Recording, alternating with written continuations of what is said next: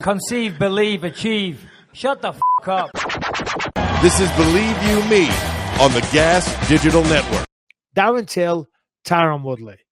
Well, hold on. Before we even get into those two, did you hear what happened with Till? He's getting flamed on the internet right now for being a bad father. What? Really? Why? Pull up the video of him talking about. I have no idea what you're talking about. He's talking about I guess he has a daughter in Brazil and he has a girlfriend who's 7 months pregnant, and he's doing an interview and I guess he gets asked about this. So here's Darren Till. Okay, let's take a look. I don't have worries outside of this game, you know. I've got a girlfriend who's 7 months pregnant. I don't really care. I've got a daughter in Brazil right now who I haven't seen for 1 year. I don't really care. Jesus. I just care about legacy and greatness. That's what I'm in this for. I'm not in this to make money, be a champion and leave. I'm in this for people to say at the end of it, you were the greatest. That's my only mentality. Fuck money and fuck everything else. Wow. Right, I've got a fucking 7-month-old down in fucking Brazil and I haven't seen it in fucking years. I don't give a shit. My bird's 7 months pregnant. I don't give a fuck, right? I'm in this for legacy, to fucking make money and be the best, right? Everything else is out the fucking windy. My mom is in the hospital. I don't care. My dad, yeah. My dad's homeless. I just don't give a shit. He doesn't give a fuck. Very real ass, I will say. No Magomedov is making your homeless dad do push-ups for cash. I don't care. I don't give a shit. I don't give a shit, right? Good. You know, to a certain... Listen, I'm sure he does care, and I think that's being taken out of context. What? I think... It's being taken out of context. It couldn't be any more in context. What, Harrington shaking his head? Yes, you think so? What's the context here? Well, I mean, this is the same guy who won a fight on a terrible Fight Pass card in Europe that no one watched, and he's begging for the $50,000 bonus so he can go see his daughter in Brazil for Christmas. The guy's doing the best he can for his family, in my mind. He just said, I don't give a fuck. No. Listen, let me speak. Shut the pie hole for 1 second. What he's saying is, right now, his mission, his quest in life is to be the best fighter in the world, win the world title, and go down in history. That's what he's meaning. Of course, he loves his daughter. Of course, he wants to see them. What he's saying is, right now, I'm fighting for the title. I've got a 7-month pregnant girlfriend. I don't give a fuck. I've got a kid down there that I haven't seen. I don't give a fuck. The only thing that matters in my life right now is winning the belt. Okay. And yeah, you're right. Maybe the choice of words were a little not the smartest, not the best, but that's what he's saying. If you read between the lines, he's not saying that he doesn't give a fuck about his daughter, even though that's exactly what he did say. I mean, that's not what he's saying. That's not what he's saying. What he's saying is it matters so much to him. Yes, I understand what you're saying, and you're probably right. I think that, you got to go by what he's saying, though. I mean, the words that he's using, it's like, what's going to really... Yeah, but yeah, trust me, if you read between the lines, that's what he's saying.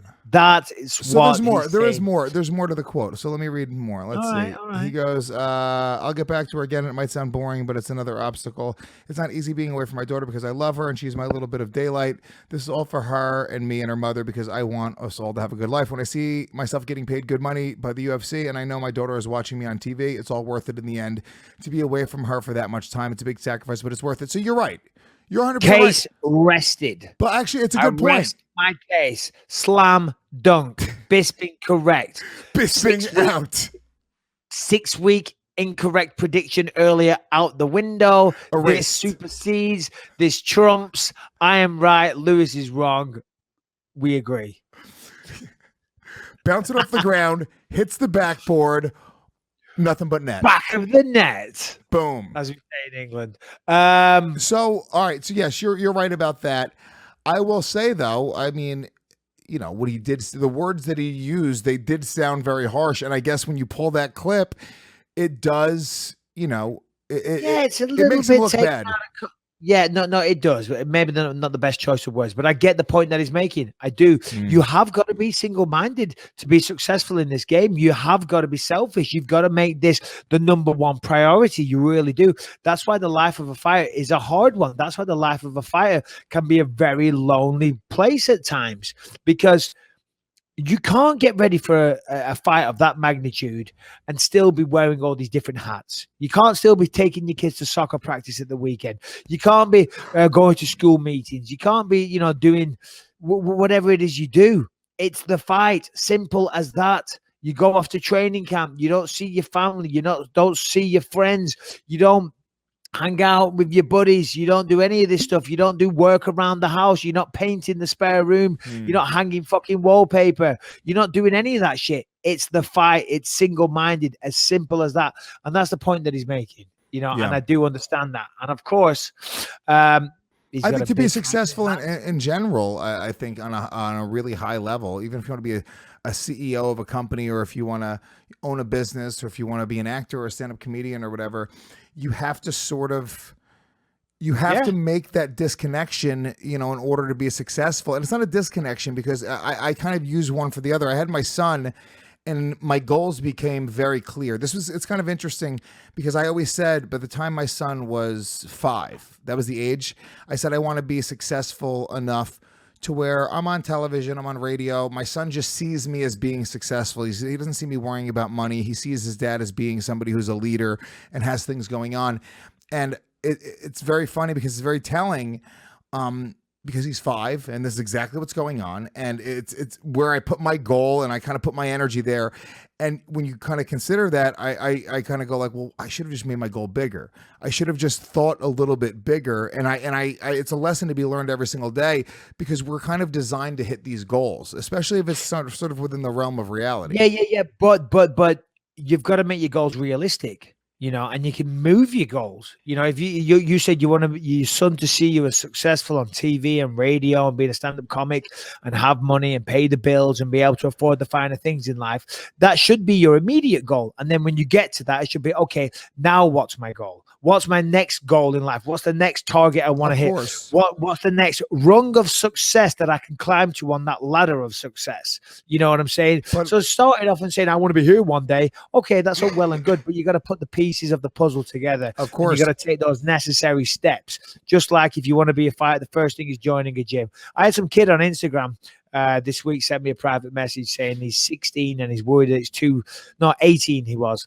And he's worried that it's too late to start training. I'm like, what are you talking about? I said, I was in my early 20s when I started specific. I was like 23 when I started, 23, no, maybe 24, 25, when I started MMA training. I'd never even heard of MMA.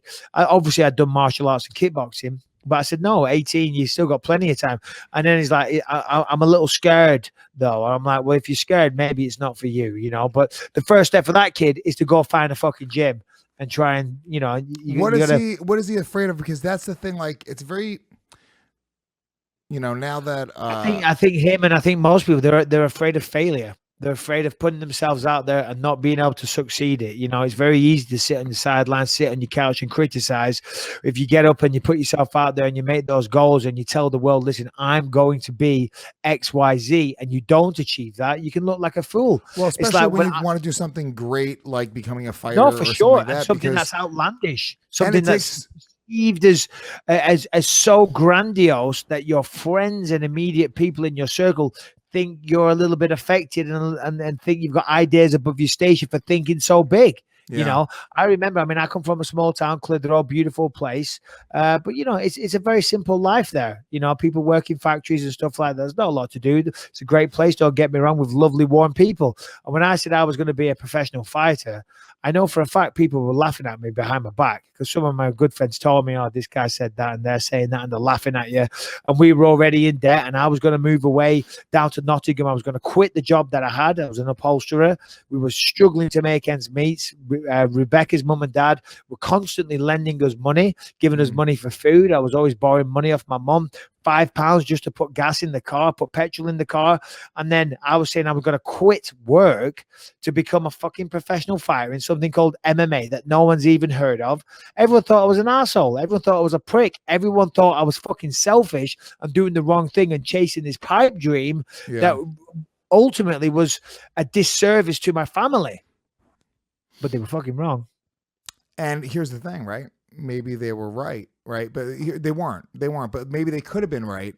And no, they could have been right. Here's the thing. That's the point. They could have been right, because if I'd have failed, if I'd have gone nowhere, if I hadn't have succeeded, like 99% of the people out there, it would have been a waste. So to say you're going to do that takes balls. to put yourself out there. And I forgot what got us onto this topic. Well, now. you're talking about what what is he afraid of? And it's not, I don't think it's being punched in the face, because once you've sparred, once you've trained, that's the thing that you don't really get. Like being punched in the face while you're fighting, you don't really feel it, or I don't anyway. When I'm sparring, and that's not even like real adrenaline. That's sparring, So I can only imagine when the fight comes on August 25th. Special shout out to Smoked Honey, my sponsor.